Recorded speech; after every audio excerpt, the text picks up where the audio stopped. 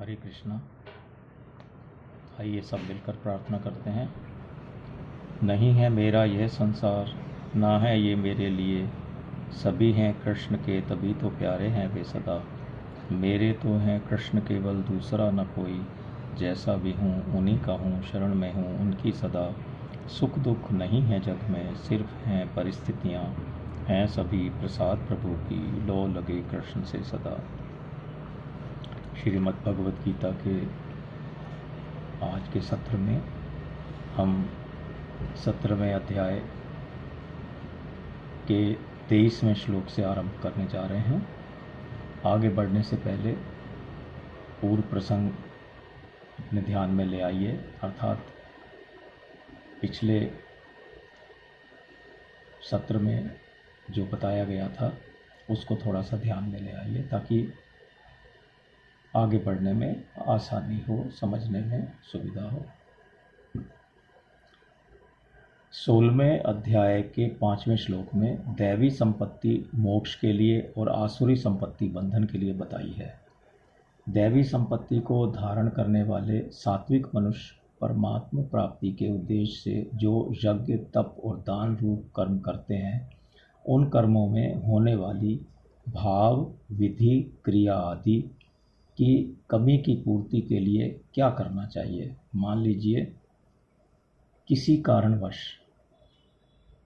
यज्ञ, तप, दान आदि कर्म करते समय किसी का भाव अथवा विधि अथवा क्रिया आदि में कोई गलती हो जाए, कमी रह जाए, तो उसकी पूर्ति के लिए क्या करना चाहिए।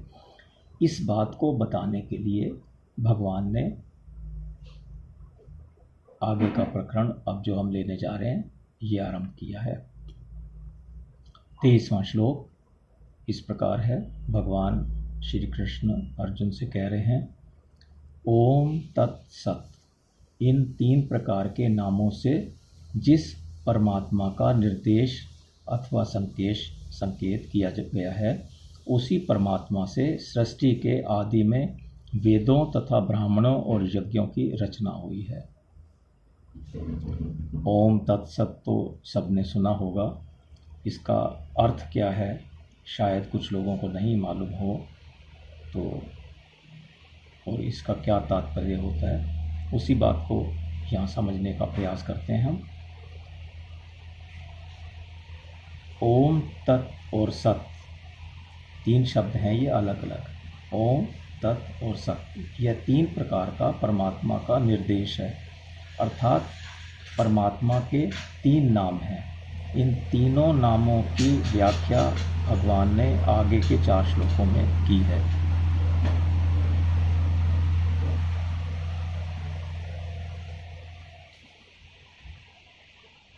उस परमात्मा ने पहले सृष्टि के आरंभ में वेदों, ब्राह्मणों और यज्ञों को बनाया। इन तीनों में विधि बताने वाले वेद हैं, अनुष्ठान करने वाले ब्राह्मण हैं और क्रिया करने के लिए यज्ञ हैं। अब इनमें यज्ञ, तप, दान आदि की क्रियाओं में कोई कमी रह जाए तो क्या किया जाए, उसके लिए क्या करें। परमात्मा का नाम लें तो उस कमी की पूर्ति हो जाएगी। जैसे रसोई बनाने वाला जल से आटा गूंथता है, उसमें जल अधिक डल जाए तो आटा ज़्यादा गीला हो जाता है, तो वो क्या करता है, उसमें सूखा आटा और मिला देता है। ऐसे ही कोई निष्काम भाव से यज्ञ, दान आदि शुभ कर्म करें और उसमें किसी प्रकार की कमी रह जाए, अंग वैगुण्य रह जाए, तो जिस भगवान से यज्ञ आदि रचे गए हैं उस भगवान का नाम लेने से वह अंग वैगुण्य ठीक हो जाता है, उसकी कमी की पूर्ति हो जाती है।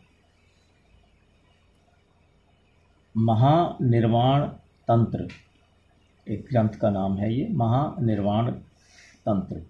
उसमें इस विषय में इस प्रकार से आया है, ओम तत्सत। इस मंत्र से गृहस्थ अथवा उदासीन यानी कि साधु, जो संसार से उदासीन है उसे साधु कहेंगे। गृहस्थ अथवा उदासीन यानी कि साधु जो भी कर्म आरंभ करता है उसको इससे अभीष्ट फल की प्राप्ति होती है। अर्थात गृहस्थ अथवा साधु कोई भी काम शुरू करें ओम तत्सत से शुरू करें तो उनको चाहे गए फल की प्राप्ति होती है। जप, होम, प्रतिष्ठा, संस्कार आदि संपूर्ण क्रियाएं ओम तत्सत इस मंत्र से सफल हो जाती हैं, इसमें किसी प्रकार का संदेह नहीं है। इस प्रकार हमने इस प्रकरण का जो इंट्रोडक्टरी श्लोक है 23वां श्लोक, उसको हमने समझने का प्रयास किया। अब इस क्रम में आगे 24वां श्लोक, अब भगवान ओम तत्सत के महत्व का प्रकरण आरंभ करने जा रहे हैं। सबसे पहले ओम की व्याख्या कर रहे हैं भगवान।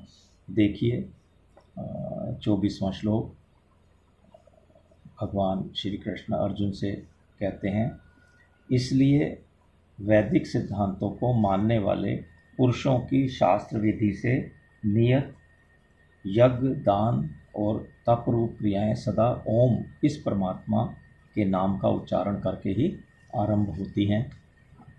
आइए इसको समझने का प्रयास करते हैं।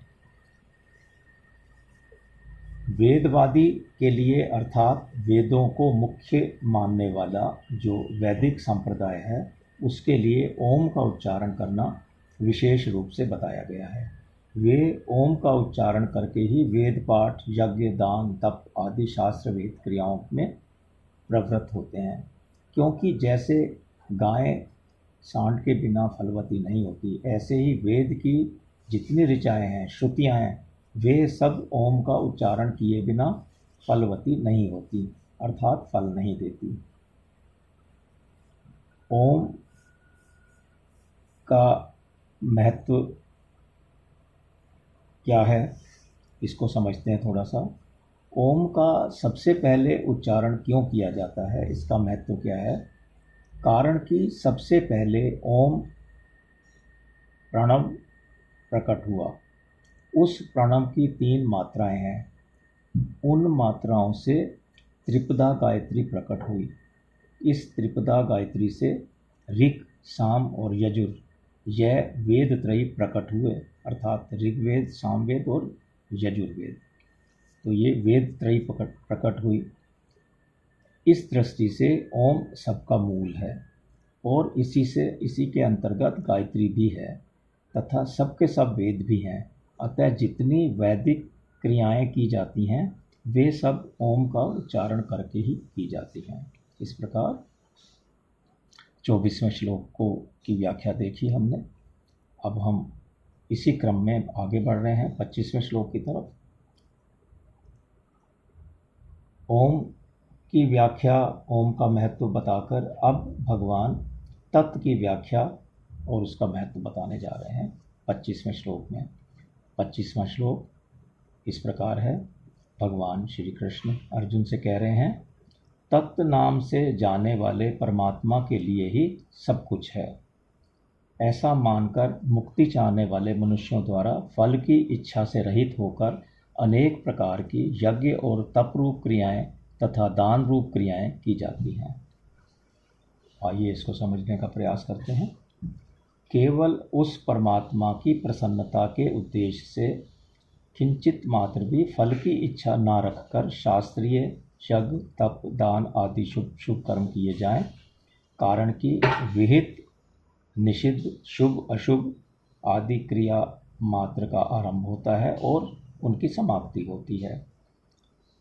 ऐसे ही उस क्रिया का जो फल होता है उसका भी संयोग होता है और वियोग होता है, अर्थात कर्म फल के भोग का भी आरंभ होता है और समाप्ति होती है। लेकिन परमात्मा तो उस क्रिया का और फल भोग के आरंभ होने से पहले भी और तथा क्रिया और फल भोग की समाप्ति के बाद भी एवं क्रिया और फल भोग के समय भी, अर्थात पहले, बीच में और बाद में, वैसे के वैसे ही रहते हैं। परमात्मा की सत्ता नित्य निरंतर है। नित्य निरंतर रहने वाली इस सत्ता की तरफ ध्यान दिलाने में ही तत् इति शब्दों का तात्पर्य है और उत्पत्ति विनाशील फल की तरफ ध्यान न देने में ही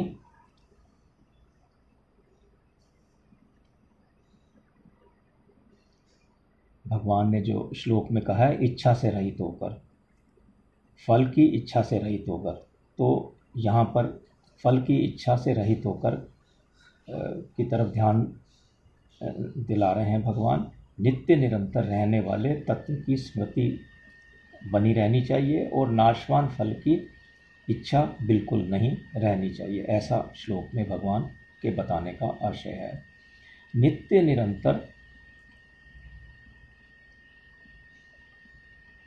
निरंतर वियुक्त होने वाले, अर्थात जिनका अभाव होने वाला है या जो बिछड़ने वाले हैं, नित्य निरंतर अभाव में जाने वाले अथवा नित्य निरंतर बिछड़ने वाले, प्रतिक्षण अभाव में जाने वाले, इस संसार में जो कुछ देखने, सुनने और जानने में आता है उसी को हम प्रत्यक्ष सत्य मान लेते हैं और उसी की प्राप्ति में हम अपनी बुद्धिमानी और बल को सफल मानते हैं। इस परिवर्तनशील संसार को प्रत्यक्ष मानने के कारण ही सदा सर्वदा सर्वत्र परिपूर्ण रहता हुआ भी वह परमात्मा हमें प्रत्यक्ष दिखाई नहीं देते। इसलिए एक परमात्मा प्राप्ति का ही उद्देश्य रखकर उस संसार का, अर्थात अहमता और ममता, मैं मेरेपन का त्याग करके उन्हीं की दी हुई शक्ति से यज्ञ आदि को उन्हीं का मानकर निष्काम भावपूर्वक उन्हीं के लिए यज्ञ आदि शुभ कर्म करने चाहिए। इसी में ही मनुष्य की वास्तविक बुद्धिमानी है और इसी में ही मनुष्य का वास्तविक बल अथवा पुरुषार्थ है और जिससे कि उसे सफलता प्राप्त होती है। तात्पर्य यह है कि जो संसार प्रत्यक्ष प्रतीत होता है उसका तो निराकरण करना चाहिए और जिसको अप्रत्यक्ष मानते हैं उस तत्व नाम से कहे जाने वाले परमात्मा का अनुभव करना है जो नित्य निरंतर हमें प्राप्त है। भक्त भगवान का उद्देश्य रखकर तत्पद के बोधक राम, कृष्ण, गोविंद, नारायण, वासुदेव, शिव आदि नामों का उच्चारण करके सब क्रियाएं आरंभ करते हैं। तत् भगवान के नाम का बोध कराता है। तो तत् शब्द के बोध राम, कृष्ण, गोविंद, नारायण, जिसको भी जो मानता है आदि नामों का उच्चारण करके सब क्रियाएं आरंभ करते हैं जो भगवान के भक्त होते हैं। अपना कल्याण चाहने वाले मनुष्य यज्ञ, दान, तप, तीर्थ, व्रत, स्वाध्याय, ध्यान, समाधि आदि जो भी क्रियाएं करते हैं वे सब भगवान के लिए, भगवान की प्रसन्नता के लिए, भगवान की आज्ञा पालन करने के लिए करते हैं, अपने लिए बिल्कुल भी नहीं करते। कारण कि जिनमें क्रियाएं की जाती हैं, जिनसे क्रियाएं की जाती हैं वे शरीर, इंद्रियां, अंतःकरण आदि सभी परमात्मा के ही हैं, हमारे नहीं हैं। जब शरीर आदि हमारे नहीं हैं तो घर, ज़मीन, जायदाद, रुपये, पैसे, कुटुंब आदि भी हमारे नहीं हैं, ये सभी प्रभु के हैं और इनमें जो सामर्थ्य, समझ है वह भी सब भगवान की ही है और हम खुद भी प्रभु के ही हैं। हम प्रभु के हैं और प्रभु हमारे हैं। इस भाव से वे सब क्रियाएं प्रभु की प्रसन्नता के लिए ही करते हैं।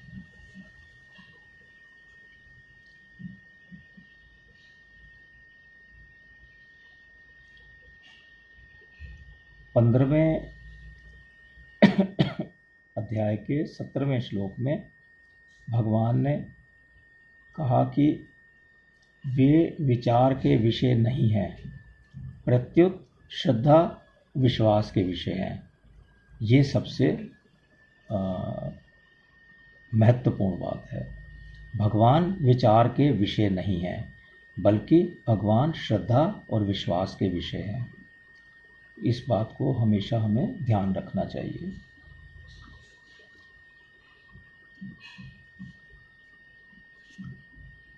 अब 24वें श्लोक में इस प्रकार 25वें श्लोक को हमने समझने का प्रयास किया। आगे बढ़ रहे हैं हम 26वें श्लोक की तरफ। 24वें श्लोक में ओम की और 25वें श्लोक में तत् शब्द की व्याख्या हमने देखी। अब भगवान आगे दो श्लोकों में अर्थात 26 और 27वें श्लोक में 5 प्रकार से सत शब्द की व्याख्या करते हैं। सत शब्द की व्याख्या शुरू हो रही है अब अगले 2 श्लोकों में। आइए 26वां श्लोक देखते हैं। इस विषय में भगवान श्री कृष्ण अर्जुन से कहते हैं, हे पार्थ, सत ऐसा यह परमात्मा का नाम सत्ता मात्र में और श्रेष्ठ भाव में प्रयोग किया जाता है तथा प्रशंसनीय कर्म के साथ सत शब्द जोड़ा जाता है। तो इसको समझने का प्रयास करते हैं, चेष्टा करते हैं कैसे भगवान क्या कहना चाह रहे हैं इस श्लोक में। सत्ता मात्र में परमात्मा है, इस प्रकार परमात्मा की सत्ता अथवा होनेपन का नाम सद्भाव है। उस परमात्मा के सगुण, निर्गुण, साकार, निराकार आदि जितने रूप हैं और सगुण साकार में भी उसके विष्णु, राम, कृष्ण, शिव, शक्ति और गणेश और सूर्य आदि जितने अवतार हैं वे सब के सब सद्भाव के अंतर्गत आते हैं। इस प्रकार जिसका किसी देश, काल, वस्तु आदि में कभी अभाव नहीं होता, ऐसे परमात्मा के जो अनेक रूप हैं, अनेक नाम हैं, अनेक तरह की लीलाएं हैं, वे सब के सब सद्भाव के अंतर्गत आती हैं।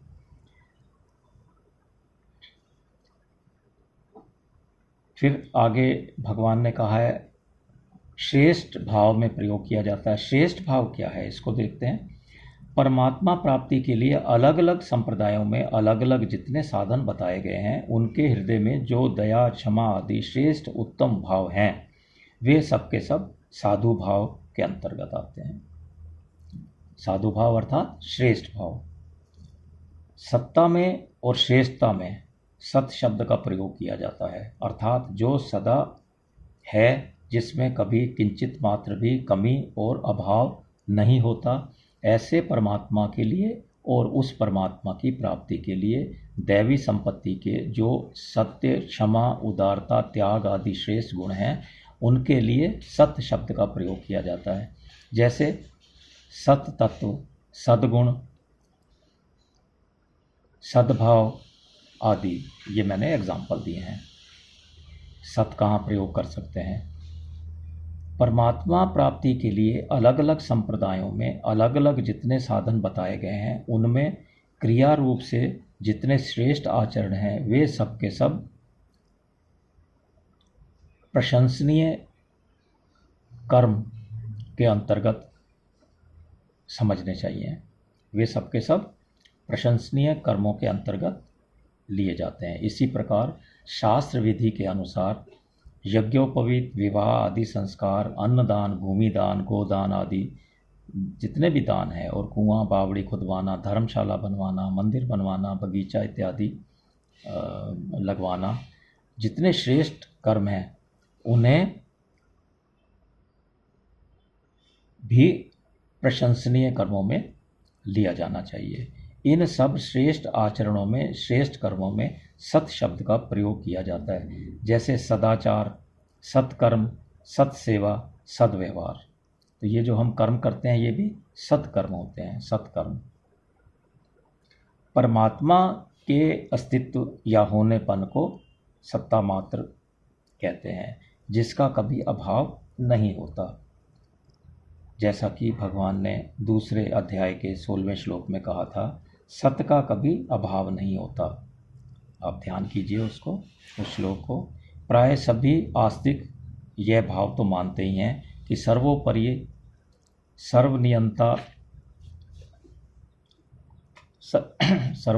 सर्वनियंता कोई विलक्षण शक्ति सदा से है और वह अपरिवर्तनशील है, कभी परिवर्तन नहीं होता उसमें। जो संसार प्रत्यक्ष दिखाई देता है वह प्रतिक्षण बदलता है, तथा जिसका सदा अभाव होता है उसको है अथवा स्थिर कैसे कहा जाएगा? कारण कि इंद्रियों, बुद्धि आदि से जिसको देखते जानते हैं, वह संसार पहले नहीं था, आगे भी नहीं रहेगा और वर्तमान में भी वो जा रहा है। कारण की यह सभी का अनुभव है। जिनसे संसार को देखते हैं, जानते हैं, वे इंद्रियां, बुद्धि आदि भी संसार के ही हैं। फिर भी आश्चर्य यह है कि नहीं होते हुए भी संसार है के रूप में स्थिर दिखाई देता है। अगर संसार वास्तव में होता तो बदलता नहीं, और बदलता है तो है नहीं। अतः यह होनापन संसार, शरीर आदि का नहीं है, बल्कि सत तत्व यानी कि परमात्मा का है। होना तत्व जो है वो परमात्मा तत्व है, जिससे नहीं होते हुए भी संसार है दिखता है। अंतःकरण के श्रेष्ठ भावों को साधु भाव कहते हैं।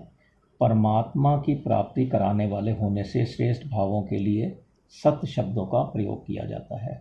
श्रेष्ठ भाव अर्थात सद्गुण, सदाचार दैवी संपत्ति है। दैवी संपत्ति सत है और आसुरी संपत्ति असत है। मुक्ति देने वाले सब साधन सत हैं और बंधन कारक सब कर्म असत हैं। दुर्गुण, दुराचार असत हैं, उनका त्याग करना सत है। असत का त्याग भी सत है और सत का ग्रहण भी सत है। वास्तव में असत के त्याग की जितनी ज़रूरत है उतनी सत को ग्रहण करने की ज़रूरत नहीं है। असत का त्याग किए बिना लाया गया सत ऊपर से ऐसा लगता है चिपका दिया गया हो, जो ठहरता नहीं, परंतु असत का त्याग करने से सत भीतर से उदय होता है। अतः जिसको हम असत रूप से जानते हैं उसका त्याग करने से सत का अनुभव स्वतः होने लग जाता है। यज्ञ, दान, तप, तीर्थ, व्रत, पूजा पाठ, विवाह आदि जितने भी शास्त्र विहित शुभ कर्म हैं वे स्वयं ही प्रशंसनीय होने से सत्कर्म कहलाते हैं। परंतु इन प्रशंसनीय कर्मों का संबंध अगर भगवान के साथ ना हो तो ये सत न कहलाकर केवल शास्त्र विहित कर्म मात्र रह जाएंगे। यद्यपि दैत्य दानव भी तपस्या आदि प्रशंसनीय कर्म करते हैं, तथापि असत भाव अर्थात अपने स्वार्थ और दूसरे के अहित का भाव होने से वे बांधने वाले असत कर्मी होते हैं। इसी अध्याय के 19वें श्लोक में इस बात को बताया गया था। उनसे अगर ब्रह्मलोक की प्राप्ति भी हो जाए तो वहाँ से लौटकर तो आना ही पड़ता है, जैसा कि 8वें अध्याय के 16वें श्लोक में बताया गया कि ब्रह्मलोक तक के सभी लोग पुनरावृत्ति वाले होते हैं। अगर उनको ब्रह्मलोक की प्राप्ति भी हो जाए तो लौट कर आना ही पड़ेगा। भगवत प्राप्ति के लिए कर्म करने वाले मनुष्य दुर्गति को प्राप्त नहीं होते, ऐसा 6ठे अध्याय के 40वें श्लोक में भगवान ने बताया था, क्योंकि उसका फल सत होता है। जो कर्म स्वार्थ और अभिमान का त्याग करके प्राणी मात्र के हित के भाव से किए जाते हैं वही वास्तव में प्रशंसनीय सत्कर्म होते हैं। आइए इसी कड़ी में 27वां श्लोक देखते हैं। अब हम 26वें श्लोक के बाद, दोनों एक ही प्रकरण से जुड़े हुए हैं। तो 27वां श्लोक इस प्रकार है। भगवान श्री कृष्ण अर्जुन से कहते हैं, यज्ञ तथा तप और दान रूप क्रिया में जो स्थिति अर्थात निष्ठा है वह भी सत ऐसे कही जाती है, और उस परमात्मा के निमित्त किया जाने वाला कर्म भी सत ऐसा कहा जाता है। तो आइए इसको समझने का प्रयास करें। सबसे पहले भगवान ने कहा यज्ञ तथा तप और दान रूप क्रिया में जो स्थिति अथवा निष्ठा है वह भी सत्य ऐसा कहा जाता है, ऐसे कही जाती है। इसका आशय समझते हैं। यज्ञ, तप और दान रूप प्रशंसनीय क्रियाओं में जो स्थिति अथवा निष्ठा होती है वह सत्य कही जाती है। जैसे किसी की सात्विक यज्ञ में, किसी की सात्विक तप में और किसी के सात्विक दान में जो स्थिति है अथवा निष्ठा है, अर्थात इनमें से एक एक चीज़ के प्रति हृदय में जो श्रद्धा है और इन्हें करने की जो तत्परता है वह सनिष्ठा अर्थात सतनिष्ठा कही जाती है। जिस प्रकार लोगों की सात्विक यज्ञ, तप और दान में श्रद्धा अथवा निष्ठा होती है, ऐसे ही किसी भी वर्ण धर्म में, किसी भी आश्रम धर्म में, किसी भी सतव्रत पालन में, किसी भी अतिथि सत्कार में, किसी की सेवा में, किसी की आज्ञा पालन करने में, किसी की पतिव्रत धर्म में, और किसी की गंगा जी में अथवा किसी की यमुना जी में, ऐसे ही किसी की प्रयागराज आदि तीर्थ में जो हृदय से श्रद्धा है, उनमें जो रुचि, विश्वास और तत्परता है, वह भी सन्निष्ठा, सतनिष्ठा कही जाती है। फिर श्लोक में भगवान ने कहा, उस परमात्मा के निमित्त किया जाने वाला कर्म भी सत, ऐसा कहा जाता है। इस बात को समझते हैं आप। उन प्रशंसनीय कर्मों के अलावा कर्मों के दो तरह के स्वरूप होते हैं, लौकिक स्वरूप से ही संसार संबंधी और पारमार्थिक स्वरूप से ही भगवत संबंधी। वर्ण और आश्रम के अनुसार जीविका के लिए यज्ञ, अध्यापन, व्यापार, खेती, व्यवहारिक कर्तव्य, कर्म और खाना पीना, उठना बैठना, चलना फिरना, सोना जागना आदि शारीरिक कर्म, ये सभी लौकिक हैं। जप, ध्यान, पाठ, पूजा तथा कीर्तन, श्रवण, मनन, चिंतन, ध्यान आदि जो कुछ किया जाए सब पारमार्थिक है। इन दोनों प्रकार के कर्मों को अपने सुख, आराम आदि का उद्देश्य न रखकर निष्काम भाव एवं श्रद्धा तथा विश्वास से केवल भगवान के लिए, यानी भगवत प्राप्ति के लिए, भगवत प्राप्ति हेतु किए जाएं, तो वे सब के सब तदर्थीय कर्म कहलाते हैं।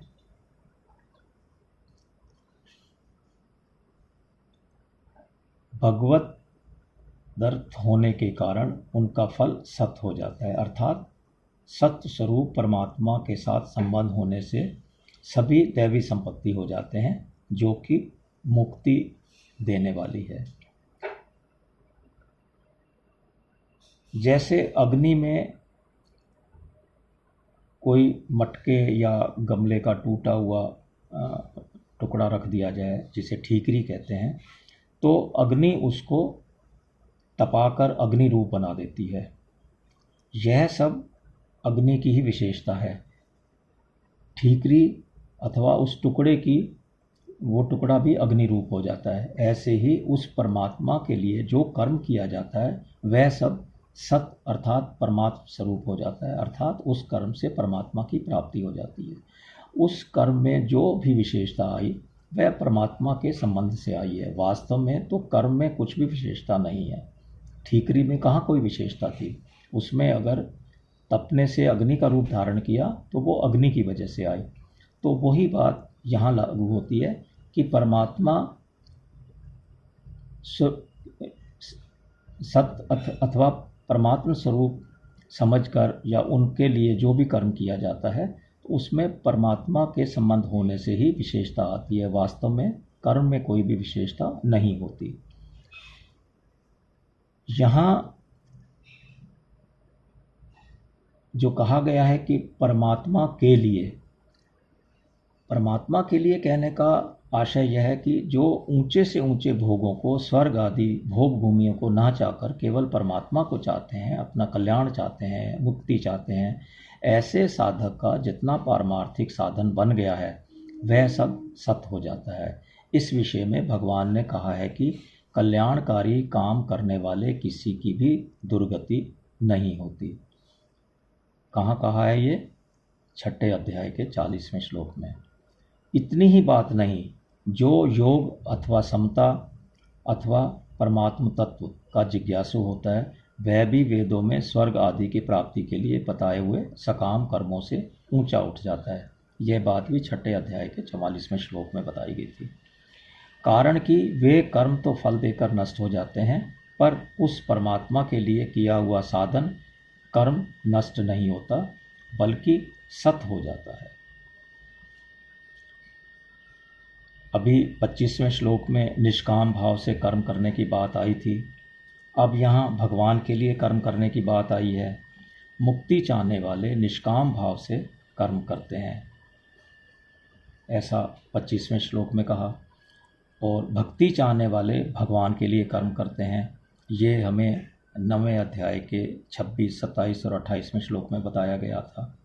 इस प्रकार भगवान का संबंध होने से भी कर्म सत अर्थात सत फल देने वाला हो जाता है, और असत के संबंध का त्याग होने से भी कर्म सत हो जाता है।